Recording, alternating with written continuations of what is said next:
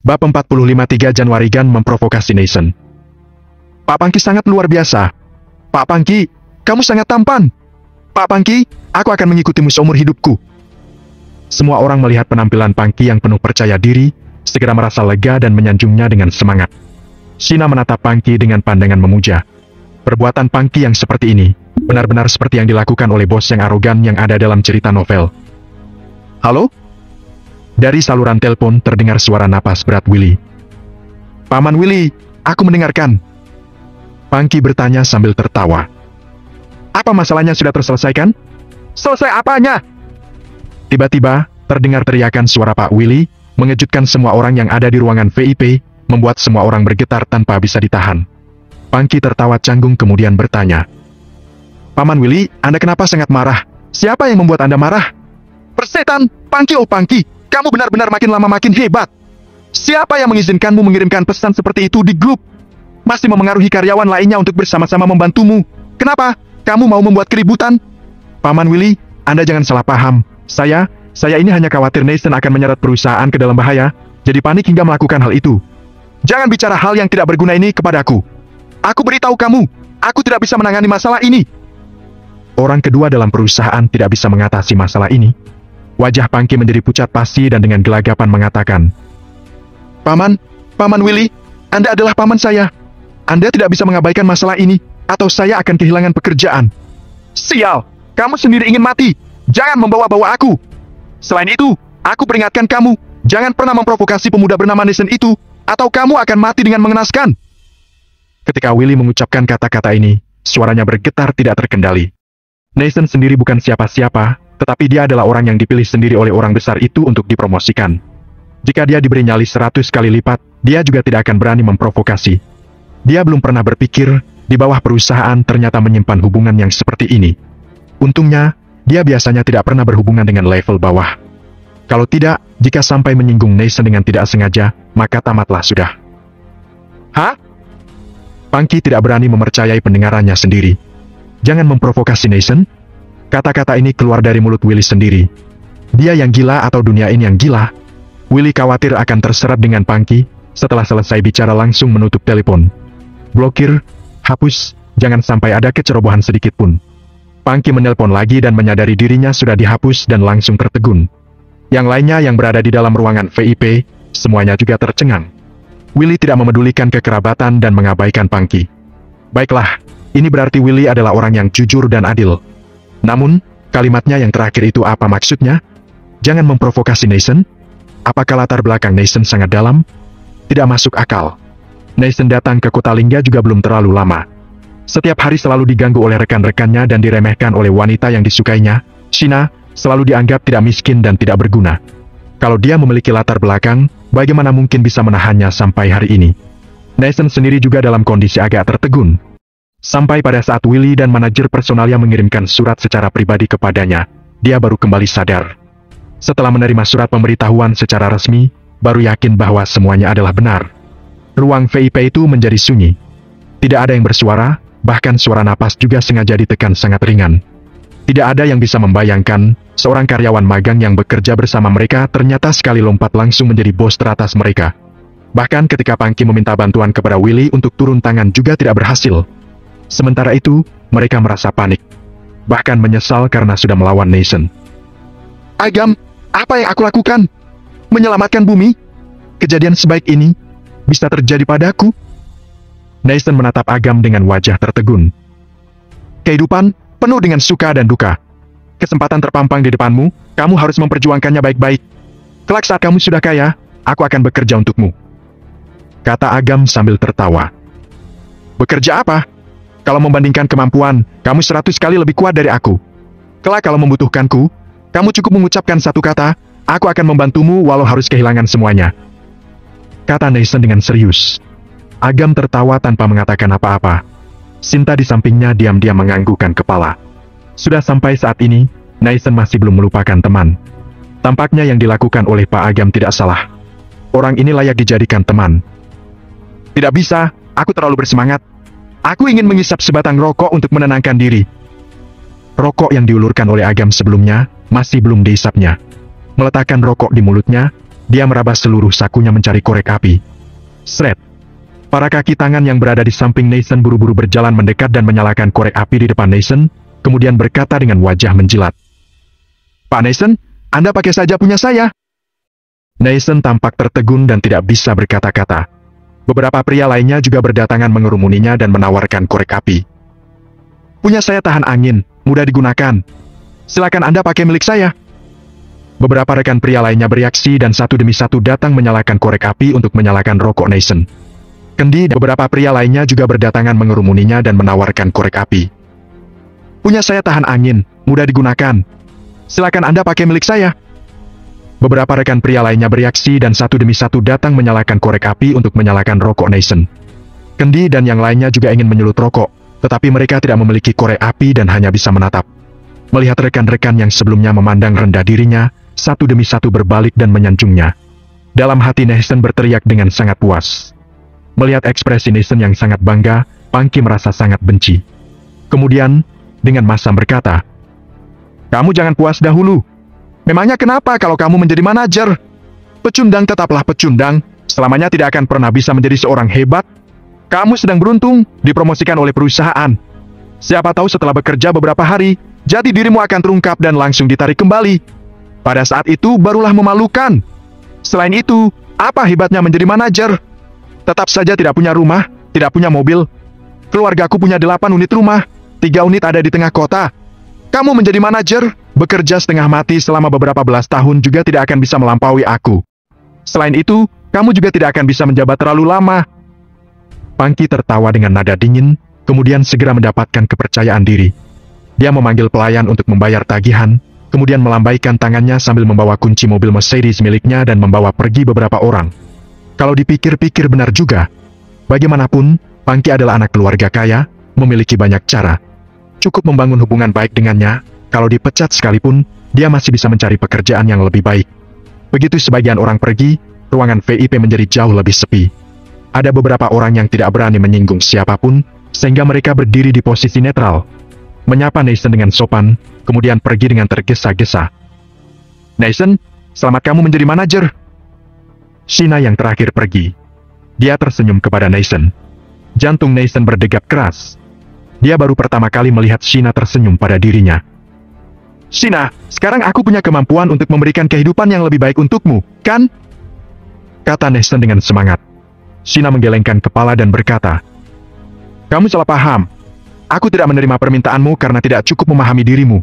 Aku sebenarnya belum pernah berpacaran, maka dalam hal ini lebih berhati-hati. Aku mengerti. Selama kamu memberi waktu untukku, aku akan melakukan yang terbaik untuk membuktikan bahwa aku adalah laki-laki yang mencintai kamu." Nathan benar-benar terjebak dalam cinta Sheena hingga tidak bisa melepaskan diri. Dia bisa tahu alasan Sheena berkata seperti itu untuk menjadikan dia sebagai cadangan. Sekarang Nathan baru saja menjabat, belum stabil. Tidak ada yang bisa mengatakan dengan pasti mengenai masa depan. Jika dia sudah berdiri dengan stabil, sebulan berpenghasilan sebesar sekitar 200 juta, baru bisa dipertimbangkan. Namun jika bekerja beberapa hari, kemudian ditemukan ternyata tidak kompeten lalu dipecat. Bukankah itu menundanya untuk mendapatkan anak orang kaya? "Kamu bekerja dahulu baik-baik, aku akan menunggumu," kata Sheena dengan tersenyum malu, kemudian pergi dengan membawa tasnya. Sebelum pergi, tidak lupa menyapa Agam dan Sinta untuk menunjukkan dia adalah gadis baik-baik. Agam melihat sahabatnya yang masuk ke dalam jebakan, dia tidak tahu harus berkata apa. Sekarang mengatakan kepada Nathan Sheena tidak baik, dia pasti tidak akan mau mendengar. Sudahlah, bagaimanapun dia akan tinggal di sini beberapa hari. Pasti ada kesempatan untuk membongkar kemunafikan Sheena. Bab 454, Tingkat Pembatasan. Nathan benar-benar sudah gila. Dia membawa Agam ke rumah sewaannya. Membiarkan Agam dan Sinta tidur di atas tempat tidur. Dia sendiri mengambil ponsel dan pengisi dayanya kemudian pergi ke sofa di ruang tamu untuk bergadang mempelajari pengetahuan yang berkaitan dengan manajemen. Agam juga tidak menghentikannya. Siapa yang belum pernah merasakan dahsyatnya cinta? Sekarang dia mencintainya. Tunggu sampai hari di mana dia melihat Sheena dengan jelas, dia akan membunuh rasa cintanya. Ini juga merupakan hal yang baik untuknya. Sinta akan tidur bersama dengan Agam di ranjang yang sama. Hal ini membuat dia agak sulit menahan diri. Agam melihat kesulitannya dan membiarkan dia seorang diri tidur di atas ranjang. Dia meninggalkan kamar, berdiri di sudut ruang tamu. Diam-diam menatap ke arah Nathan. Sejak dia lulus, semua yang dialami oleh Agam membuatnya melihat banyak hal dengan lebih jelas. Makin tinggi tempat kamu berdiri, makin merasakan kesepian. Jangan lihat kedudukannya yang sangat tinggi, tetapi tidak ada lagi orang bisa mendengar suara hatinya selain kakaknya. Tidak juga dengan Citra. Maka, Agam sangat menghargai persahabatan. Nathan adalah sahabatnya, apapun yang terjadi dia harus diangkat sampai puncak. 1 malam berlalu. Nathan hampir semalaman tidak tidur. Dengan kekuatan Agam, seandainya dia berdiri di depan Nathan sekalipun, dia tidak akan menyadari sedikit pun. Maka Nathan sama sekali tidak menyadari keberadaan Agam. Nanti aku akan pergi ke kantor, kamu dan kakak ipar mau pergi bersamaku? Sekalian mengatur kalian bergabung dengan perusahaan. Nathan meraih roti dan memasukkannya ke dalam mulut, berbicara dengan tidak jelas. Tidak perlu buru-buru, aku baru saja datang ke Kota Lingga. Masih ingin bermain 2 hari. Tunggu sampai puas bermain baru kita bahas lagi. Boleh juga. Tunggu sampai aku sudah terbiasa dengan jabatan manajer dan punya sedikit hak suara. Aku akan menarik kamu dan kakak ipar untuk bergabung bersama. Agam menatap kedua mata Nathan yang merah dan berkata, beberapa waktu lalu, seorang teman mengajariku sebuah mantra, katanya bisa menenangkan pikiran dan meningkatkan konsentrasi. Cukup efektif. Cobalah. Agam mengajarkan sebuah mantra kepada Nathan. Tampaknya hanya sebuah kalimat singkat, tetapi sebenarnya syarat dengan kekuatan misterius yang tak terbatas. Ini adalah teknik rahasia kekuatan spiritual yang sangat langka, yang bisa dipelajari oleh orang biasa. Mereka bilang bos suka dengan takhayul, kalimat ini ternyata benar. Kata Nathan dengan bercanda dan diam-diam dalam hati membaca kalimat itu. Tiba-tiba merasakan ada hawa dingin memasuki inspirasi surgawi, kelelahan semalaman tersapu bersih, membuat seluruh tubuhnya terasa lebih nyaman. Namun, Nathan juga tidak menganggapnya serius. Dia pikir ini hanyalah sugesti. Setelah selesai makan, Nathan mencuci muka kemudian bergegas berangkat kerja. Pak Agam, ada info yang datang. Keanu sudah terbuka untuk umum. Tidak sedikit tabib kuno yang datang untuk menyembuhkannya. Sementara itu batang biduk surgawi yang Anda inginkan, juga pasti berada di kediamannya. Konon katanya dipersiapkan untuk pengobatannya hari ini. Lalu, masih menunggu apa? Ayo berangkat. Agam meregangkan pinggangnya, tidak tampak buru-buru. Dia mau memahami terlebih dahulu penyakit Keanu. Dia tahu, selain dia, tidak ada yang bisa menyembuhkan Keanu. Tapi, konon katanya kali ini orang yang pergi cukup banyak. Kamu sebaiknya memakai topeng kulit manusia. Terlepas dari apa akan menyebabkan timbulnya masalah yang lain, walau Keanu dan keluarga Viander sebelumnya punya perseteruan yang tajam, bagaimanapun dia berasal dari keluarga Viander. Dia hanya membenci mereka yang berkuasa. Dengan adanya perselisihan antara kamu dengan keluarga Viander, kalau membiarkan mereka tahu identitasmu, takutnya tidak akan membiarkanmu mendekatinya untuk menyembuhkannya.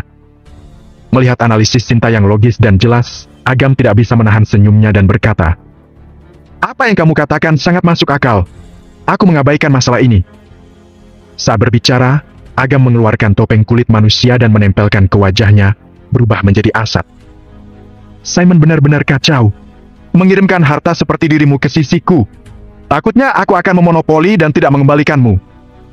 Agam melihat secercah tatapan penasaran dari pandangan Sinta dan tidak tahan untuk menggoda. Tanpa memedulikan wajah Sinta yang meruna, dia melangkah keluar. Keanu pantas menjadi penguasa Kota Lingga. Kediamannya terletak di kota tua Kota Lingga, di sekelilingnya ada rumah bergaya barat. Areal rumah kuno ini ukurannya melebihi 6.000 meter persegi. Agam dan Sinta sudah sampai di sekitarnya, mereka melihat bahwa jalanan diblokir. Di mana-mana terlihat preman yang berpakaian kasual. Masing-masing memiliki kekuatan. Berjalan lebih dekat, terlihat banyak orang yang berkumpul di pintu mansion. Beberapa orang ini mengenakan perhiasan emas dan batu berharga. Tampak jelas bahwa mereka adalah pejabat. Ada juga beberapa tabib kuno yang di dadanya tersemat lencana perak, yang menunjukkan status dan kedudukannya di alam kehidupan. Di antara beberapa orang yang datang hanya untuk menyaksikan keramaian, tidak ada yang tidak melemparkan pandangan iri. Tabib kuno yang memiliki alam kehidupan, sudah memiliki kualifikasi sebagai golongan status sosial tinggi. Status tinggi yang mereka capai sudah berada di luar jangkauan orang biasa di sepanjang hidupnya. Bagi tabib kuno alam kehidupan yang jumlahnya sebanyak ini, bahkan perkumpulan Tisi juga tidak berani mengabaikan mereka dan melayani mereka dengan hangat. Namun, tidak sembarang tabib kuno bisa memenuhi syarat untuk masuk. Mereka yang agak lemah, akan ditolak di luar.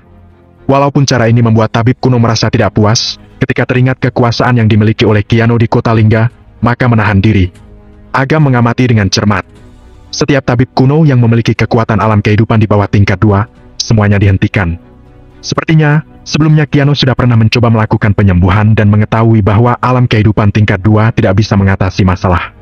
Oleh karena itu, kenapa menetapkan peraturan seketat ini? Ayo pergi! Agam membawa Sinta melewati kerumunan orang, berjalan masuk dalam satu langkah. Seorang pria tua berada di pintu masuk terlihat berjalan buru-buru menyambutnya dan menyapa. Melihat wajah belia Agam, dia terkejut. Matanya yang keruh memandangnya dengan tatapan merendahkan. Namun, dia adalah pelindung perkumpulan Tishi. Sudah bertarung bersama dengan Kiano selama beberapa puluh tahun. Sudah memiliki banyak pengalaman hidup. Tentu saja dia tidak menunjukkan emosinya di wajah. Dia tersenyum hangat dan berkata, "Sobat muda, kamu datang untuk mencoba menyembuhkan ketua perkumpulan kami?" Agam mengangguk dengan acuh tak acuh dan tidak berbicara. Melihat wajah dingin Agam, pria tua itu agak tertegun. Perkumpulan Tishi adalah penguasa kota Lingga. Meskipun yang datang adalah orang besar, mereka akan bersikap sopan. Melihat Agam semuda ini, tetapi memiliki sifat yang tidak terikat. Tampak jelas orang ini tidak seperti orang pada umumnya, tidak seperti tabib kuno biasa. Kondisi penyakit Pak Kiano sangat spesial, tidak bisa disembuhkan hanya oleh tabib kuno biasa. Mohon tanya, bagaimana dengan kemampuan kamu? Apa sudah mencapai alam kehidupan tingkat 2? Mendengar kata-kata pria tua ini, tidak sedikit orang yang menunjukkan ketidakberdayaannya. Tampaknya, penyakit Kiano sudah sangat parah dan mulai panik mencari dokter untuk menyembuhkannya. Pemuda ini usianya masih sangat muda, tetapi jika dia adalah tabib kuno juga tidak mungkin mencapai alam kehidupan. Kata-kata ini adalah pertanyaan yang sia-sia. Level tidak menunjukkan segalanya. Agam dengan tenang berkata, "Jangan karena prasangka burukmu, merusak satu-satunya cara agar Pak Kiano bisa hidup." Mendengar kata-kata Agam ini, ekspresi wajah pria tua ini terlihat buruk. Namun, ketika dia terpikir kondisi sakit Pak Kiano, hanya bisa berupaya keras menekan kecurigaan.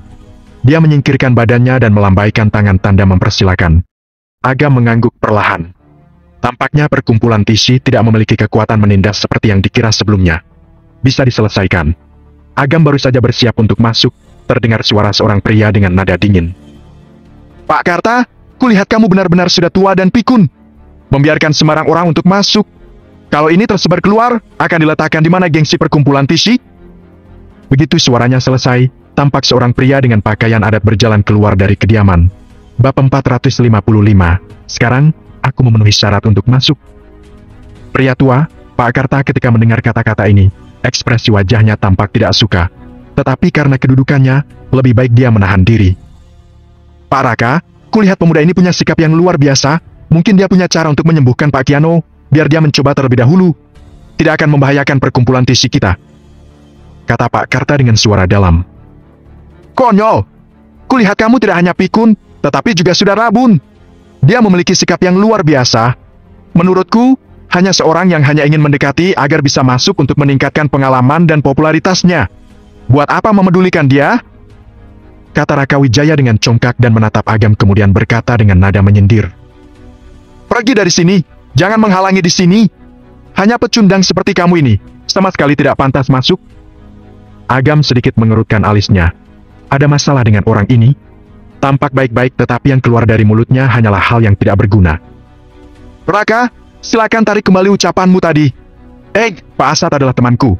Kamu mempermalukan dia, sama dengan melawanku," kata Sinta dengan nada dingin. Dia hampir saja salah bicara dan segera mengoreksinya. "Hei, Tata, kenapa kamu datang ke kota Lingga? Benar-benar tamu kehormatan," kata Raka dengan wajah sukacita ketika melihat Sinta. Sebenarnya, Raka sudah melihat Sinta sejak awal. Awalnya, ketika dia melewati pintu, dia tidak ingin ikut campur urusan ini. Namun, ketika melihat Agam dan Sinta berjalan bersama, hatinya merasa cemburu, maka sengaja muncul untuk membuat kekacauan. Sebagai sosok kelas atas, Raka tidak asing dengan Sinta. Terlepas dari identitas atau penampilannya, Sinta adalah kekasih impian banyak pria di seluruh wilayah timur, bahkan provinsi S. Tentu saja tidak terkecuali Raka. Sinta berkata dengan nada dingin. "Raka, jangan berlagak. Pak Suwandi mendengar Pak Kiano sedang sakit, jadi datang untuk menyembuhkannya. Sekarang kamu menahannya di luar pintu, masih mengatakan kata-kata yang tidak sopan. Apa menurutmu itu pantas? Oh, ternyata adalah orangmu. Maaf sudah tidak sopan." Raka pura-pura sopan, tetapi tatapan dingin di matanya lebih kuat. Semua orang tahu bahwa keluarga Suwandi memiliki dua putri kebanggaan. Satu adalah Susan dan yang satu lagi adalah Sinta. Keturunan ningrat Susan, kekuatannya sangat besar dan mengerikan. Tidak ada orang yang berani berniat buruk. Namun, berbeda dengan Sinta. Sinta sebagai putri angkat Simon, bukan hanya orang luar, tetapi seorang yang sangat diperlukan di keluarga Suwandi. Terus terang, Susan tidak mungkin menikah, bahkan tidak perlu dipikirkan. Begitu juga dengan Sinta. Beberapa tahun ini ada beberapa keluarga kuat yang datang untuk melamar. Semuanya yang datang sudah hampir menginjak hancur ambang pintu keluarga Suwandi. Pemuda-pemuda itu mencoba berbagai cara untuk mendekati Sinta, ingin menyenangkan hatinya. Tidak ada yang terkecuali, semuanya ditolak. Beberapa tahun berlalu, juga tidak pernah mendengar Sinta menaruh hati kepada siapapun. Namun, saat ini Sinta demi seorang pria, menghadapinya di depan umum. Ini membuatnya sangat cemburu kepada Agam. "Jangan panggil aku Tata, kalau tidak, kamu tidak akan bisa menanggung akibatnya," kata Sinta benar-benar marah. Tata adalah nama panggilannya. Selain Simon, Susan, dan kerabatnya, selamanya tidak ada orang luar yang akan memanggilnya dengan nama itu. Tentu saja, sekarang ini bertambah satu orang lagi, yaitu Agam. Mulut Raka berkedut, tetapi ketika ingat kedudukan Sinta di keluarga Suwandi, hanya bisa menahan amarahnya. Kemudian, dengan mengulum senyum mengatakan, "Ibu Sinta, aku tahu kamu merasa tidak puas kepadaku. Aku serba salah, bukan aku yang membuat aturan untuk membatasi tabib kuno dengan alam kehidupan di bawah tingkat 2. Tapi, itu peraturan yang ditentukan oleh Pak Kiano sendiri. Yang aku tahan adalah temanmu, juga demi kebaikannya. Kalau tidak, masuk hanya berdasarkan kemampuannya yang sangat rendah ini, kalau ketahuan Pak Kiano, akan mendapatkan masalah.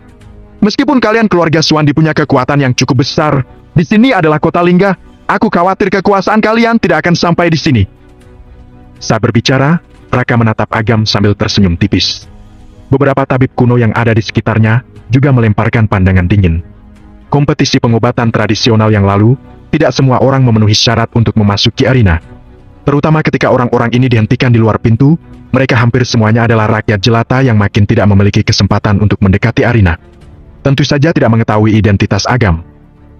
"Nah, jadi orang harus sadar diri. Bahkan kami saja tidak memenuhi syarat untuk masuk. Kamu datang ke sini untuk ikut bersenang-senang?" Beberapa tabib kuno yang dihentikan di luar pintu, dalam hatinya menyimpan kekesalan dan melampiaskannya kepada Agam. Sinta merasa sangat marah dan akan mengatakan sesuatu, tetapi dihentikan oleh Agam. Agam dengan tenang memandang Raka dan berkata, "Hanya dengan punya alam kehidupan tingkat 2 baru memenuhi syarat untuk masuk? Tentu saja, tetapi dengan memandang Nona Sinta, kalau kamu bisa mencapai alam kehidupan, aku akan membiarkanmu masuk. Sayangnya, kamu tidak mencapainya," kata Raka dengan nada mengejek. Namun, tepat pada saat kalimatnya selesai diucapkan, aura mengerikan langsung menyelimuti seluruh pintu masuk mansion.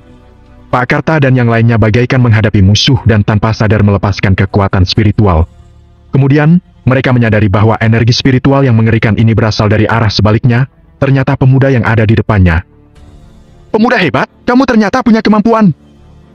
Pak Karta memandang Agam dengan tercengang kemudian menelan ludah. Kekuatan spiritual yang disebarkan oleh Agam lebih mengerikan dibandingkan dengan beberapa dokter ilahi yang pernah ditemuinya sebelumnya. Bahkan setara dengan beberapa tetua dari klan pengobatan tradisional.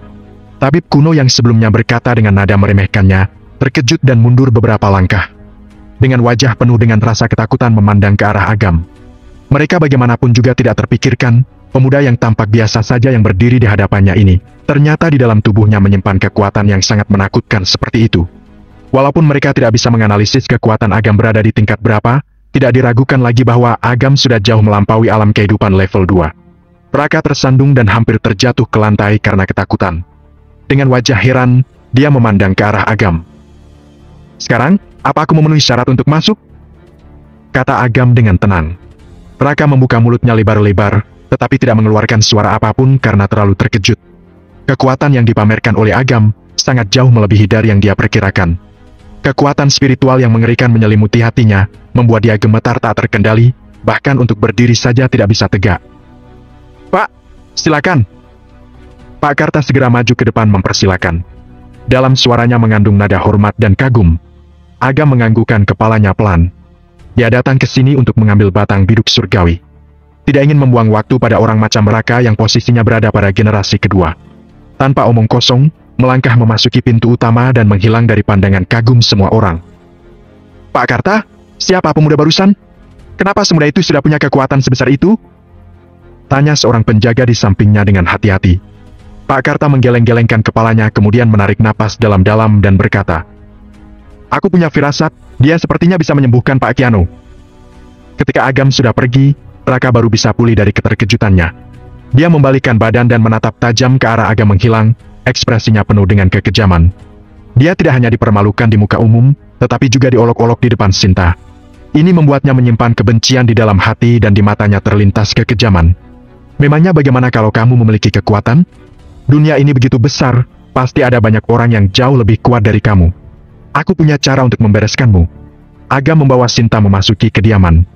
Seorang pelayan cantik buru-buru datang dan membisikkan beberapa kata kepada Agam sebelum menunjukkan jalan. Agam tidak buru-buru juga tidak lambat mengikuti di belakangnya. Dia menyapukan pandangannya ke beberapa dekorasi di sepanjang jalan.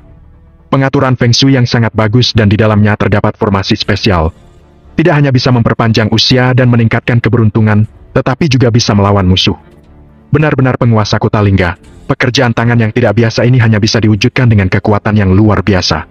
Dengan tidak sengaja, mata Agam agak menyipit. Dia dengan santai menyusuri beberapa jembatan dan beberapa tempat rahasia. Dia menangkap beberapa sosok yang bersembunyi di kegelapan. Di antara beberapa orang ini adalah ahli yang memiliki alam bumi di atas tingkat 4. Jika Agam melakukan pergerakan yang mencurigakan, mereka bisa bersama-sama menyerang, mengepung, dan membunuhnya. Sepertinya, perkumpulan Tishi sudah sangat bersusah payah untuk mencegah musuh masuk. Bab 456, aku mau menyelamatkan orang ini. Sinta menangkap perubahan suasana hati Agam dan ikut melihat ke sekeliling. Kemudian, berkata dengan suara lembut. Tiano adalah orang yang paling inti di perkumpulan Tishi. Hidup matinya memengaruhi hidup mati perkumpulan Tishi juga. Selain itu, hari ini para pemimpin perkumpulan Tishi semuanya datang, maka penjagaannya jauh lebih ketat dari sebelumnya. Raka adalah anak dari Adi Wijaya, wakil ketua perkumpulan Tishi. Mengandalkan status ayahnya, di kota Lingga dia dianggap pria yang ternama. Baru saja kamu mempermalukannya, dia pasti tidak akan melepaskanmu. Agam tersenyum acuh tak acuh. Terhadap orang jahat yang membuat onar padahal tidak punya kemampuan, dia tidak perlu memedulikannya.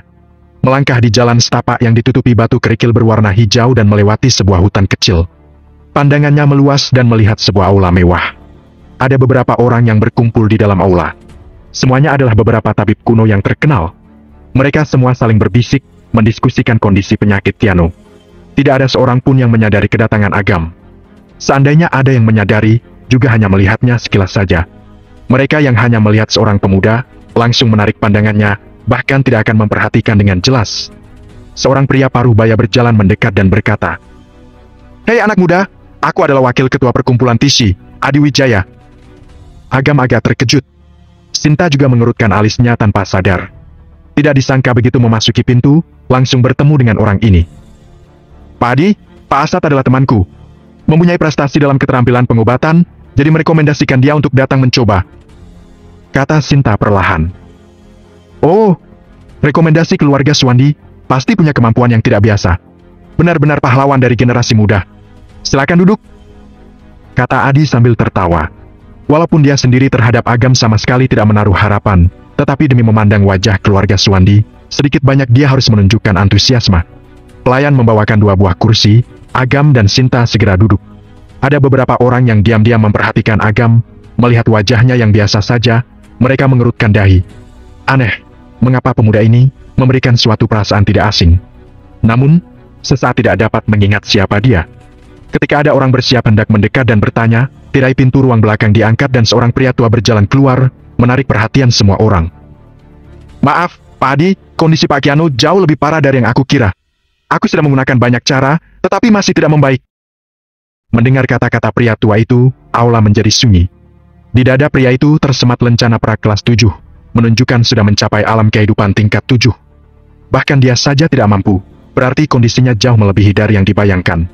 Orang-orang perkumpulan Tishi lainnya yang berada di aula semuanya menghela napas. "Anda tidak perlu menyalahkan diri sendiri, lakukan saja yang terbaik." Adi tersenyum pahit kemudian mengangkat tangannya memanggil pelayan untuk memberikan cek dengan nominal sebesar 200 miliar sebagai hadiah terima kasih. Orang tua itu juga tidak sungkan, duduk kembali setelah menerima cek. Selanjutnya, ada orang lain yang masuk satu persatu. Namun, rata-rata hanya sampai sekitar 10 menit saja, kemudian mereka keluar dengan wajah canggung. Mengenai kondisi penyakit Tiano, mereka juga merasa tidak berdaya.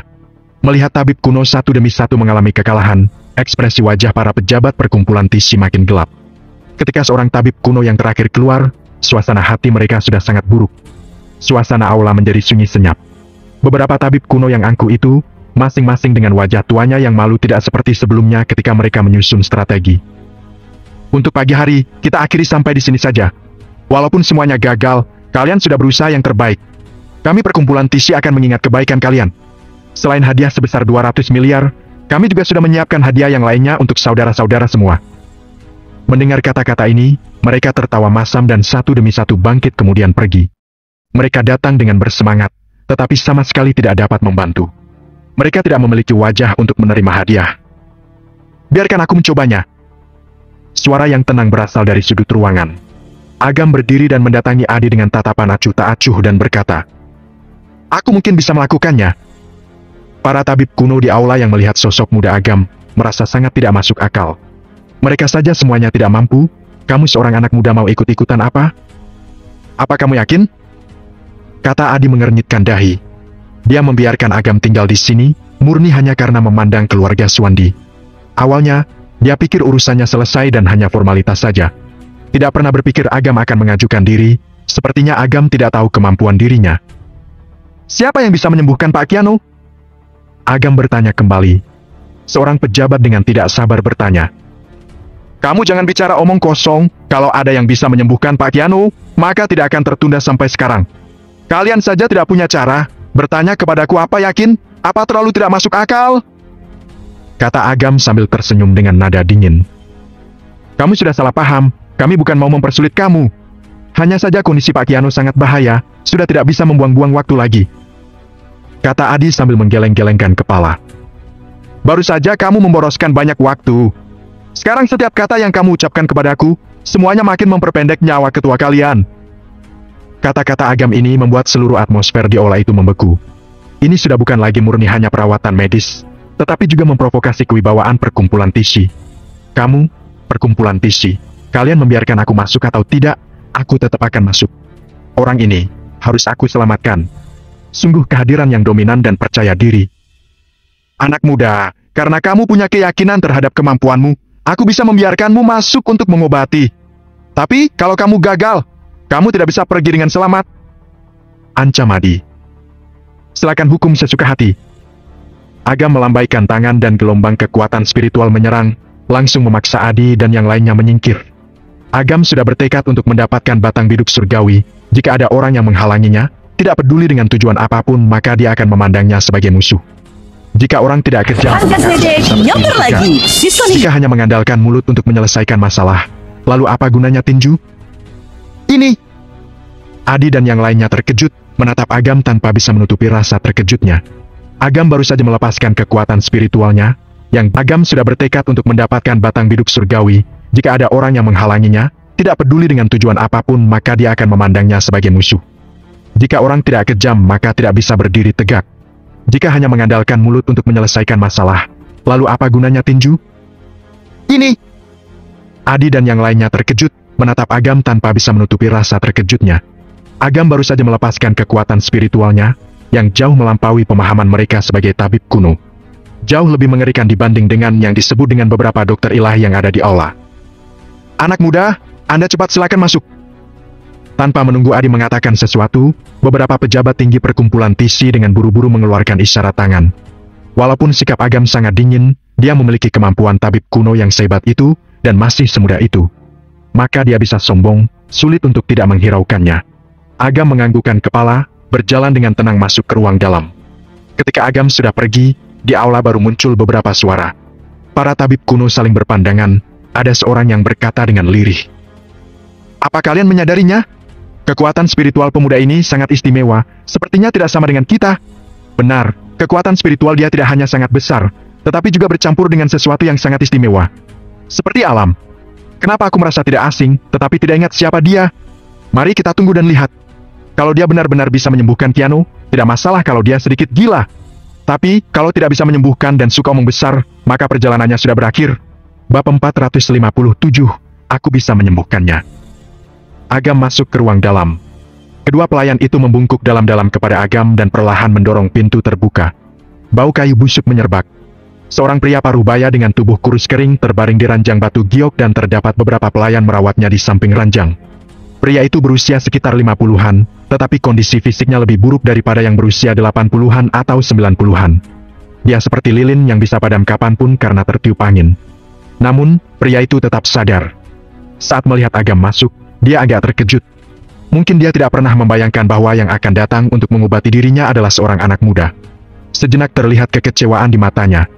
Bahkan orang-orang itu pun tidak bisa membantunya, apalagi pemuda yang tampak biasa saja di depannya ini. Pak Keanu, kakak ini direkomendasikan oleh keluarga Swandi. Dalam hal kekuatan spiritual, dibandingkan dengan orang-orang tua sebelumnya, dia lebih kuat. Adi memimpin beberapa pejabat senior dan berkata kepada Keanu yang berada di ranjang.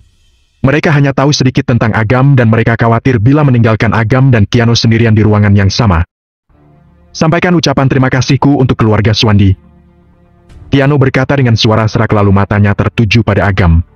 Walaupun dia sakit parah dan kematiannya makin dekat, matanya masih menunjukkan keagungan dan layak menjadi penguasa kota Lingga. Anak muda, kamu bisa mulai. Keanu menelan ludah dan tidak bisa menahan batuk beberapa kali. Wajahnya terlihat pucat. Adi bertanya dengan suara kecil. Anak muda, apa aku perlu menyuruh orang pergi? Jangan, terlalu merepotkan. Agam berjalan ke sisi ranjang dan melambaikan tangannya perlahan pada Keanu. Kekuatan spiritualnya yang agung langsung menyelimutinya. Pada saat yang sama, garis yang sangat kompleks muncul di permukaan ranjang batu giok, tampaknya menolak kekuatan spiritual yang dilepaskan oleh Agam. Ini adalah ranjang batu giok yang dihadiahkan oleh seorang ahli. Itu bisa meringankan penyakit Pak Keanu dan memperpanjang hidupnya. Jelas Adi. Hei, kurasa ahli itu pasti punya dendam dengan kalian, kan? Agam mencibir dan berkata, meskipun untuk saat ini aku tidak bisa mengetahui asal ranjang ini, tulisan kuno yang terbakar di atasnya termasuk dalam kategori pola jahat. Tidak dapat menyembuhkan penyakit sama sekali dan hanya akan mempercepat penuaan tubuh manusia. Kalau kamu tidak menyentuh ranjang ini, kamu mungkin bisa hidup selama setengah bulan lagi. Sekarang dia hanya bisa hidup paling lama 1 hari. Wajah Adi sedikit berubah. Dia ingin mengatakan sesuatu. Agam meningkatkan kekuatan spiritualnya dan menghancurkan tulisan kuno di ranjang batu giok. Berhenti! Wajah Adi berubah drastis. Dia ingin melangkah maju untuk menghentikannya, tetapi tatapan Keanu menghentikannya. Aku sangat paham dengan kondisi fisikku saat ini. Daripada bertahan setengah hidup dan setengah mati, lebih baik mati dengan cepat. Anak muda, kamu bisa mencobanya. Keanu tersenyum ramah pada Agam. Bukannya dia berpikiran terbuka. Namun, banyak hal sudah terjadi. Dia hanya bisa mengikuti kata hatinya.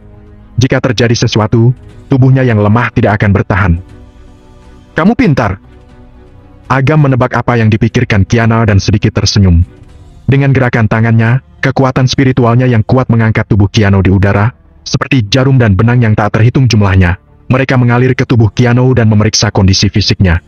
Melihat teknik yang ditampilkan Agam, semua orang sangat terkejut. Kekuatan spiritualnya saja dapat digunakan seperti itu dan tekniknya cukup untuk menggambarkannya sebagai keajaiban. Mungkin dia benar-benar bisa menyembuhkan Pak Keanu. Semua orang sangat bersemangat, tetapi mata Adi tertutup lapisan kabut. 2 hingga 3 menit berlalu, semua orang menahan napas dengan gugup. Mereka tidak berani bernapas. Akhirnya, Agam membuka matanya. Bagaimana keadaannya? Para petinggi berteriak di dalam hati mereka, tetapi mereka tidak berani mengeluarkan suara yang dapat mengganggu.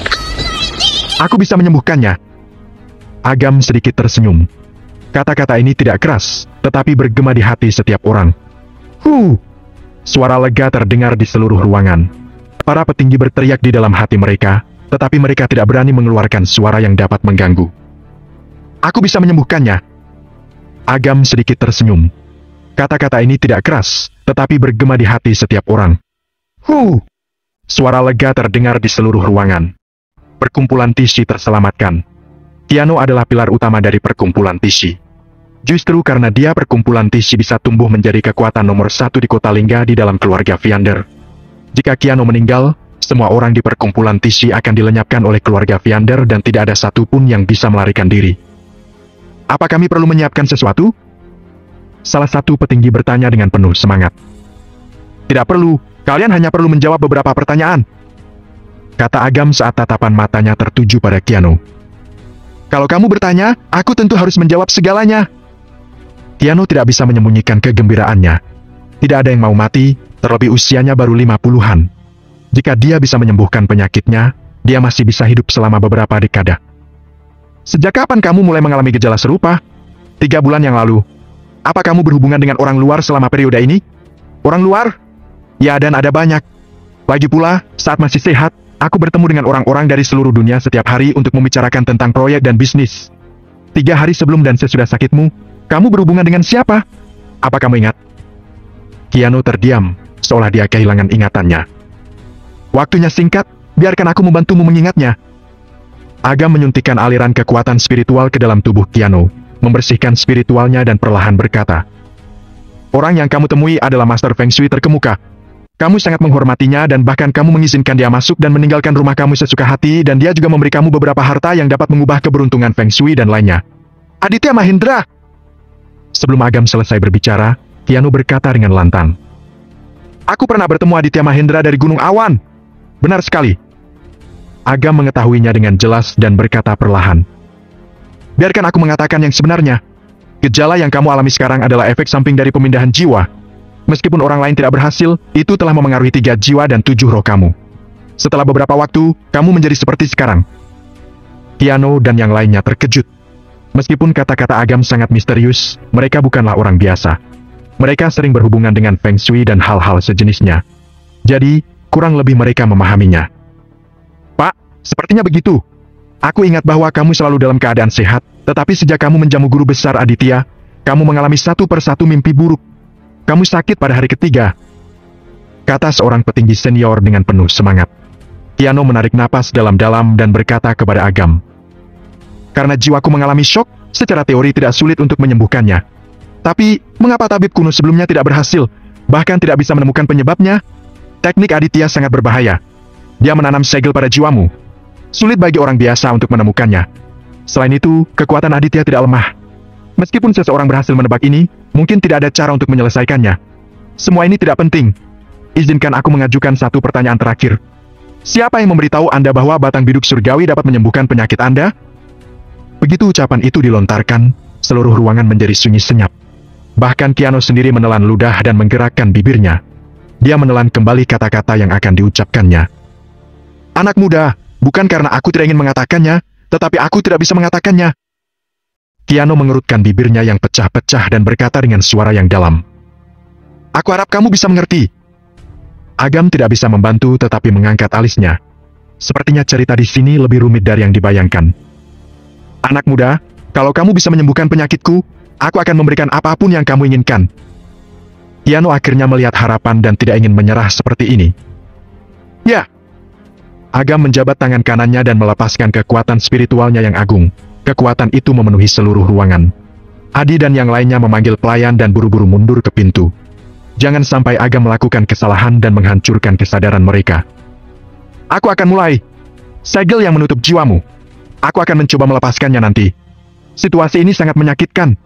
Jangan bertahan kalau kamu tidak bisa bertahan. Pingsan juga merupakan hal yang baik, kata Agam dengan tenang. Keanu tersenyum lepas dan berkata, jangan khawatir, aku sudah merasakan semua jenis kesulitan dan bisa bertahan. Kalaupun kamu memotong salah satu kakiku sekarang, kelopak mataku bahkan tidak akan berkedut. Saat dia berbicara, Keanu memerintahkan Adi dan yang lainnya untuk tidak mengganggu mereka, tidak peduli apa yang akan dilakukan Agam. Mengenai perintah Keanu, para petinggi tersenyum masam, tetapi mereka tidak bisa berkata apa-apa.